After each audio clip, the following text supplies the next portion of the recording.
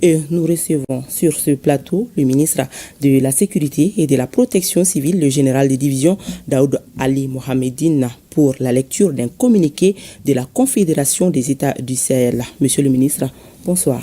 Bonsoir, madame. À vous. Merci beaucoup. Communiqué de la Confédération des États du Sahel, AES, relatif à la violation de l'espace aérien confédéral.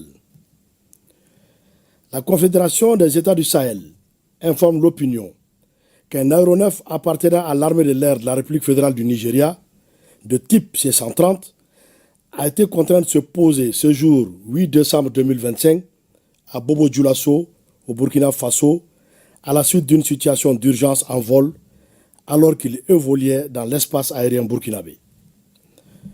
L'avion militaire avait à son bord 2 membres d'équipage et 9 passagers, tous militaires.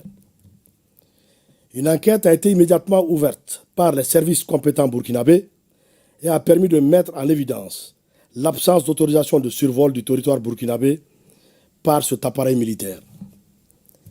La Confédération des États du Sahel condamne avec la plus grande fermeté cette violation de son espace aérien et de la souveraineté de ses États membres. Face à cet acte inamical, mené au mépris du droit international et des règles internationales d'aviation civile et ou militaire, les dispositions sont prises pour garantir la sécurité de l'espace aérien confédéral, la souveraineté et l'intégrité territoriale de ses États membres, ainsi que la sécurité des populations de la Confédération AES.